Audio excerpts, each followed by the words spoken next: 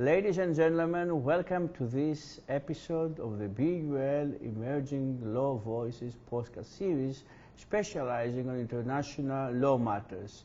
Tonight we have the pleasure to host here in Brunel University London in our law school and the BUL campus, Mr. Robert Volterra. Mr. Robert Volterra, who is the founder and partner of the Volterra Fietta international law firm here in London. Mr. Volterra, welcome to the BUL campus, and it's a pleasure to have you with us tonight. Solon, thank you for your warm welcome, and thank you for having me to participate in this very interesting series that you have. Mr. Volterra, you have the international law firm that everybody knows about here in London, one of the first firms that actually paved the way for international law to be tackled specifically as a specific field, and that's a very important contribution. But you're not the classical barrister that just represents parties. You have been also an arbitrator. So the first question would be, how do you see international law from the two sides of the coin, from being a barrister and being also an arbitrator? Well, I am a Canadian lawyer from what used to be called Upper Canada, Ontario.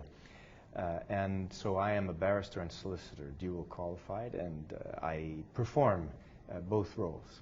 So does everybody in my firm. There is a great difference between being a lawyer and being a judge or an arbitrator. And the difference boils down to the fact that when you are a lawyer, you must try to win your client's case if you're involved in a case. Now, you can't lie and cheat and steal, but you must do everything that's ethical and within your power to win the case, make arguments, and so on behalf of your client. And one must realize that the arguments one presents in front of a court or a tribunal are not necessarily one's personal opinions. That's not the role of the lawyer in a legal system. And that's a very difficult thing for many people who are involved in international law to accept and realize, that this is not the practice of international law is not a platform for personal pet peeves. When you're a judge or an arbitrator, one needs to keep an open mind, one needs to examine the evidence, and one needs to come to conclusions about fact and law and apply the law to the facts as you find them. One of the challenges in terms of international law, public international law, and international litigation before international courts and tribunals is that the reality is that most of the judges in the permanent courts have no experience as lawyers or litigators. They have no experience usually as a judge before being appointed, and few of them have any arbitration experience. And the dynamic of litigation and arbitration, the way it works, the cycles, concepts of due process, are foreign to them, and it's a true impediment for the development of international law. If you speak to any litigator in any legal system anywhere in the world, they will tell you that apart from a few constitutional cases, every case is won and lost on the facts and the presentation and analysis of the facts. Also on the evidence, maybe. On the evidence. Of the evidence, the procedural Yes. law. Not procedural law so much, but the substantive law as applied to the facts. And if you look at public international law cases at the Permanent Court, at the International Court of Justice, and so on, historically, parties and their lawyers presented very few facts, very little evidence. And the cases were mostly philosophical, abstract debates of an academic nature. This reminds me also of when you represented Colombia in the dispute with Ecuador, and the fact that you had to employ also the people to prove that the weather couldn't have actually substantiated the arguments of Ecuador. Yes, that was a very interesting case, because Colombia had, for the entirety of the case until 7 months before the hearing, been represented by a group of law professors, very distinguished and eminent law professors. They then changed their legal team and hired me and my firm, and we examined all of the evidence that had been submitted by both sides, and particularly by Ecuador. Ecuador had submitted thousands and thousands and tens of thousands of documents. And we discovered that Colombia's legal team had not really examined the evidence submitted by Ecuador and not really examined Colombia's own evidence. They'd never spoken with any of Colombia's scientific experts or anything like that. And when we examined all of the evidence and the documents, we discovered that the core of Ecuador's case, which revolved around 48 witness statements from local farmers on the Boundary River, were fraudulent. And we were able to prove they were fraudulent by cross-referencing the science and the objective data that existed. That was incontrovertible. And so the magic of the advocacy in that was to convince the International Court of Justice to engage in some sophisticated rearrangement of the procedures prior to the actual hearing in the court in order for Colombia now to be able to make exactly what I've described, which is the arguments that these... The facts of the case and also on the ground, the facts on the ground. Yeah. So we managed to convince the court to have a final clarification submission, not by the lawyers, but by the technical experts. In so doing, we were able to put all these arguments and set them up for the hearing. Ecuador's lawyers could see that we found them out, and they kept trying to avoid to bring the witnesses in place. And finally, a month before the hearing, Ecuador withdrew the case and declared victory. Do you think we spoke about the limitations of international judges? Do you think international judges sit in an ivory tower, they are being isolated due to their career or due to their experiences? Or the problem is structural, meaning the international legal system, for example, the evidentiary legal system, meaning the fact that formally witnesses can appear before international courts, but as we know, the ICJ, the International Court of Justice, makes a minimal usage of oral witnesses. So do you think there is a flaw there regarding the ability of international justice to be more dynamic, more pragmatic, as you state now, also the case of Ecuador and Colombia? Well, that's an excellent question, Solon. That's a practitioner's kind of question. When I first began practicing as a lawyer before the International Court of Justice 30 years ago, I was still in my mid-20s, and I learned from Professor Sir Elihu Latterpack, the best practitioner in the business in his era. And he taught me many, many different things. At the time, the practice of public international law in terms of international litigation before international courts and tribunals was transforming from being an amateur, scholarly, academic debate to being more like real litigation and real evidence and real facts. And one of the cases that blew this apart, and I think shocked the International Court of Justice as much as it shocked the international law community, was the Qatar-Bahrain case. Yes. I had the fortune to be on the Bahrain legal team, and I discovered the 81 forged documents that had been submitted by Qatar. And I spent a few years proving that.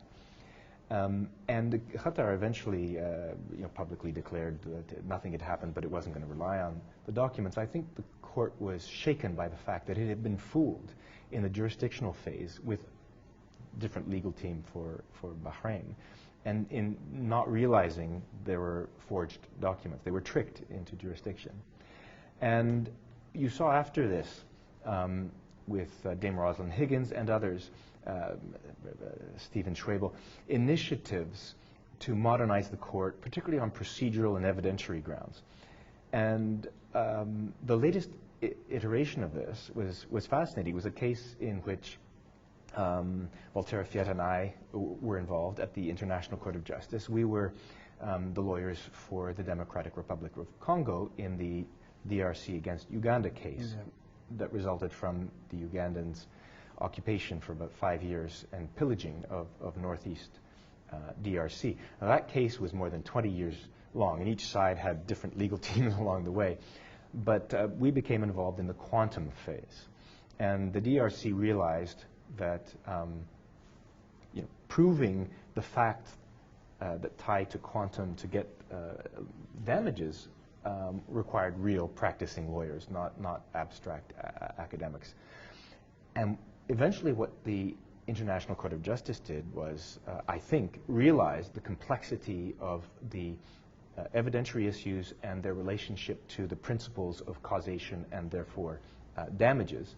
And the court, of its own initiative, with some prompting from us, was to set up a subcommission populated with 3 macroeconomists who had practical experience in evaluating situations of a macroeconomic basis, and had the submissions of the parties go to that commission that then reported up to the court that took the final decision. So really, that case was decided in a very practical way and through the interaction between the parties and this commission. The pleading in front of the ICJ was sort of just Robert, you tempt me now because you mentioned science, and my PhD at King's College London was exactly about this issue, meaning the double standard and the introduction of the standard in international criminal law. And then, as we know also from the US jurisdiction, that the whole discussion there is about pseudoscience. So aren't you afraid that by relying maybe too much on experts, maybe you have also the setbacks of and the dangers before the international courts of having pseudoscience, meaning each side bringing the experts that the side wants in order to battle the claims? Yes, but that happens anyway in normal litigation. So every day there's tens of thousands of court hearings in Greece, in the United Kingdom, in Japan, in India, in Thailand, in Malawi, in Kenya, that deal with exactly these issues.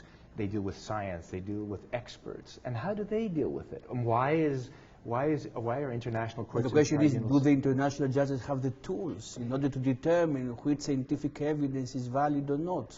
Well, that's a very good question. If you look at the people who get appointed to the International Court of Justice and the standing courts and tribunals, you can make your own decision about what their historic experience was professionally before they were appointed. It's rare that any of them have any of that sort of professional experience. And so they have to rely on their judgment in terms of reviewing what the parties... Unless we say that maybe the International Court of Justice should adopt the continental law model, where the court itself appoints the expert and not the parties, not the adversarial model of the common law regimes. Yes, and in a way that's what the court did in the DRC Uganda case.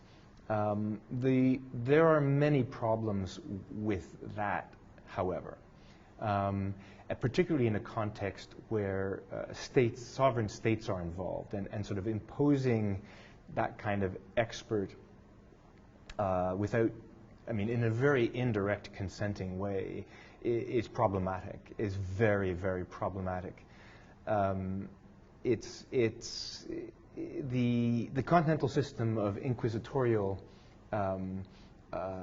examination involves trained judges, not bringing in someone from an accounting firm who knows accounting principles and macroeconomics, or a scientist from a university. So, to recap, we need experts, and these experts must come from the parties. You think that it's better, or from where are we going to draw the experts? I think it should come from the parties. And just like in normal domestic litigation, it's up to the parties to hire the right lawyers who have the professional expertise to engage in the proper litigation strategy and tactics to examine and rebut and contrast the experts, and to say, well, this person's not really an expert, or this person's expertise is inconsistent with the documents, or, well, this expert says this, that expert says that, and here's why this one is better than the other, and so on. Every time I've been in a piece of international litigation before a court or a tribunal, where the other side has involved professional lawyers, real lawyers who know public international law and who are engaged in a full-time professional practice of it, there's been this very clear, robust exchange of views, and even through the written pleadings, the arguments and the evidence gets narrowed down in very effective ways for the courts and tribunals. Where it doesn't happen, is when they're non-professionals, academics as professors or this sort Robert, of thing. so far we praised the international barristers, but as an academic, I have also to try at least to praise maybe also us academics. So do you think there is a merit in international law in academia? And if not, because from your sayings the gravity should be given maybe to practitioners, why then all practitioners and barristers want to become also academics, at least partially? And I know also that you have also very prestigious visiting professorships in UCL and King's. Well, in any area of law, there are very important roles for practitioners and for judges or arbitrators and for academics. In most areas of law, the role of the academic and scholar is to reflect, consider the boundaries, consider new ways and changes that may improve the law, look at the repercussions of the application of the law, and so on. The role of the practitioner is to take the facts, take the case, to try and achieve a result. Don't you think that exactly international law is a bit fluid and also based on the sources of international, according to the ICJ statute, the statute of the International Court of Justice, the role of public scholars is more enhanced vis-à-vis the scholars in criminal law or maybe civil procedure? No. And your answer is absolute? I take the one-word answer. It's absolutely not. And if you look at the judgments of international courts and the awards of international tribunals, you see that there's occasionally a debate about the meaning or expansion of a particular type of law or interpretation of a treaty. But if you look at the actual judgments and awards and you look at the facts, it's the facts that drive these things, and the presentation of the facts and the characterization of them in relation to the law. Maybe trying at least to present again and support maybe the stance that also academics can have an augmented voice in the formation of international law. The first question is maybe then academics can have a role in the formation of international law, if not directly through their citation by international courts, but through their citation by Supreme Courts. Absolutely, I agree entirely, and that's the same thing with European Union law and various kinds of domestic law. That's how it develops, and it's a question of competencies. It's a dynamic relationship also between academics, Absolutely. practitioners, and the courts. And the second parameter that I would like also to highlight, maybe being the advocate of the academics now in this kind of discussion we are having, what about quasi-judicial bodies, where we see indeed academics also sitting, very prestigious professors sitting as members of quasi-judicial bodies, like commissions of inquiry. So if academics do not so much form international law, what's happening with their membership in quasi-judicial bodies? And of course the next question that is related to this, how do you see the future of quasi-judicial bodies in the whole international law formation? Certainly. Well, don't mistake me. I'm not sort of anti-academic. I've been a member of a faculty of law as an academic for more than 30 years. It's a question of expertise and training. There's nothing about being a practicing lawyer that trains a person to be an academic. And there's nothing about being an academic that trains someone to be a lawyer. Historically, at a certain level in the practice of international law, particularly before the International Court of Justice and the PCIJ, there were a group of professors at some of the leading universities who were selected by governments to be their counsel and appear in the pleadings, and that's fantastic.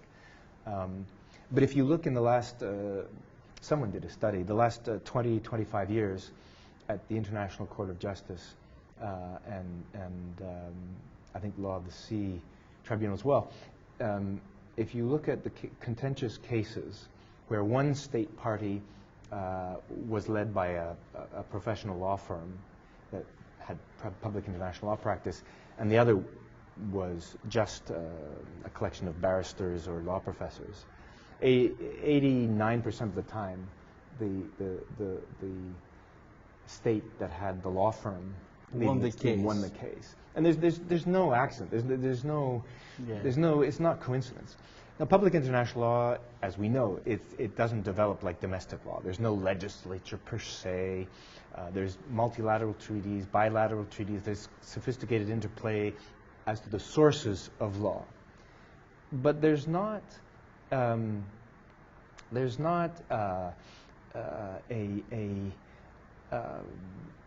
inability to determine what most public international law means most of the time. Now, these quasi-judicial and other kinds of bodies are fantastic contributors to the development of the law. And of course, the International Court of Justice is as well. I was the lawyer for the UAE defending the Qatar claim at the ICJ on the Convention on the Elimination of Racial Discrimination. And it was very interesting. I'm not going to talk about it. It's not good to talk about it. But it was interesting what Qatar tried to do. It was interesting the responses of the United Arab Emirates. It was interesting to see how the CRD Commission was referencing or not these things, and how very differently the International Court of Justice, when presented with facts and evidence that were very clear, came to the conclusion that it did. And rather than have a generic debate about the abstract theory, it was a very, very constructive discussion. So public international, as you know, is created through many different ways, including scholarly writings and contributions in that way. There's a great role in the development and promotion of international law for a wide variety of players in the orchestra. It's not just one group. Exactly, it's not monolithic. It's not monolithic at all. It's not monolithic at all. Robert, we spoke, and you said now that quasi-judicial bodies can play a major role in the formation of international law. But because we are also speaking about the law of evidence, and we know that quasi-judicial bodies do not have an established evidentiary procedure, how much do you think that this is a blemish and this is a limitation maybe to their development and their role in the international law formation? Well, that's an excellent question, Solon. And my answer would be that the influence and effect that those bodies have in terms of their published outcomes or their analysis is directly colored by the evidentiary collection and analysis process in which they engage. So countries, courts and tribunals will look at them and evaluate them on the basis of, the data that's gone in and the analysis that's gone in. It's not just because there's a body with a title that everyone says, exactly, that is really meaningful. Sometimes yes, sometimes no, and there's a nuance about it. And the other thing to remember, and this is what one of the things that Sir Eli taught me. I remember the first time I went to the International Court of Justice with him, and it was in the New Zealand-France nuclear test case, phase 2. And I was making photocopies and pouring coffee, but it was a fun and exciting experience. And afterwards, I told him, it's fantastic. I hope I can go back again soon to the court with you, and so on. And he told me, he said he loved the court, and he loved pleading before the court. But he warned me, he said, don't mistake the practice before the International Court of Justice with the reality of public international law. And I was very surprised. I said, what do you mean? He said, go and look at the case titles and what are the issues at play. He said, you'll see some maritime boundaries, you'll see some land boundaries, you'll see some, this, that, and the other. He said, but generally speaking, there are issues that are not core issues to the states involved. And he said, the real public international law is developed and practiced through the thousands and thousands of interactions between states that take place on a daily basis. He said, that's where it is, he said. So when you read an interesting article somewhere that asserts the law is such and such, one needs to say, is it actually such and such? Is that what states are doing and thinking and behaving? Or is that what the person writing it thinks it ought to be? Which is very difficult sometimes to decipher the opinion use of the states and the practice of the states, the customary also law formation. Exactly. And a great way to look at that and see the reality is in relation to investment treaties.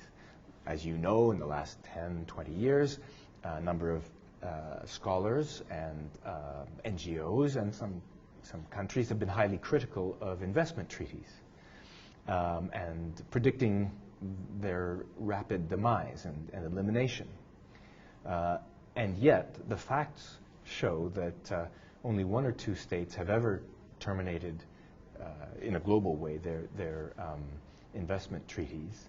Only 1 or 2 have withdrawn from the ICSID system, and dozens of new investment treaties or trade agreements with trade chapters are agreed every year. So the number of states who that obviously like and find investment treaties useful is constantly increasing. The number of investment treaties themselves or similar instruments are constantly increasing.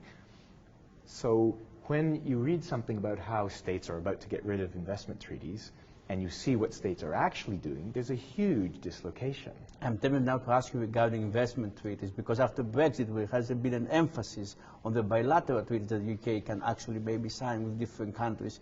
Do you think in investment law the future is on a bilateral basis or multilateral basis?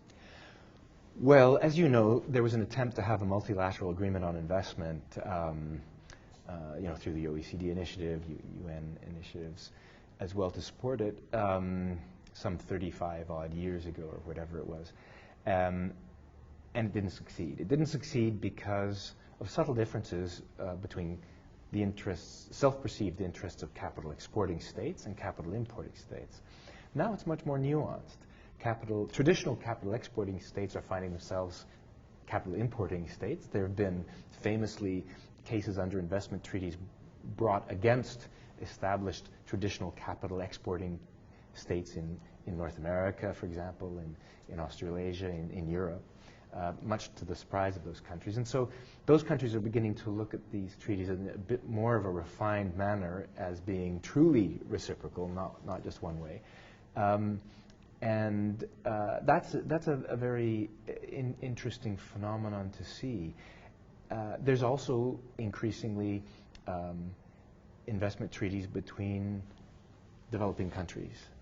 I think the ideal would be a multilateral treaty, but we all know that multilateral treaties take a very long time. Exactly. How possible is it now, regarding also the populist era, the populist atmosphere that actually pervades many countries around the planet? So maybe it's more difficult to bring on the same table and actually agree on certain parameters. Yes, I agree with that. I think the UNCTAD Working Group 3 is not really going to be successful. It hasn't been successful so far. The main investing countries in the world have openly said and privately acted on they don't want what that working group's doing. And to be honest, I think it's more an initiative driven by the European Commission, not the member states, which has more to do with internal EU constitutional order and superiority. And maybe the aspiration of the EU to play more major role in the international arena as a transnational or supranational organization. But we touched upon the issue also of placating or not placating states, that the courts try sometimes maybe to placate states in order for the whole building of international law not to collapse. And as an arbitrator, we started also discussion with your arbitration experience, and you had to write partially dissenting opinions. How easy is it to not placate your customers because you get appointed by certain states? Well, it's interesting, and there's been a debate about what's sometimes casually and inaccurately called multi-hatting or multitasking, lawyers who are both sitting as arbitrator and acting as counsel and so on. That criticism reflects a fundamental misunderstanding of how practice works. When one has a client, as I said at the outset, one tries to win the case within legal and ethical parameters. It doesn't mean that the arguments one's putting forward are one's personal arguments. Of course not. They're the arguments that you think are going to win the case, as long as they're legal and ethical. And so the fact one has made arguments about a particular legal point doesn't mean that that's what you think and will act as an arbitrator. I sit a lot as arbitrator, including in investment treaty cases. I've been appointed by governments, respondents, by investor claimants. I've been appointed by governments that I've had cases And that's against. why you have the extensive experience, and that's why your opinion is very much valid and has a certain gravity. Mr. Volterra, thank you very much for your participation. Ladies and gentlemen, it was Robert Volterra from the Volterra Fietta international law firm here in London, and here in the BUL campus. From Brunel University London, we bid you farewell, and we look forward to seeing you in the next episode of the BUL Emerging Law Voices series.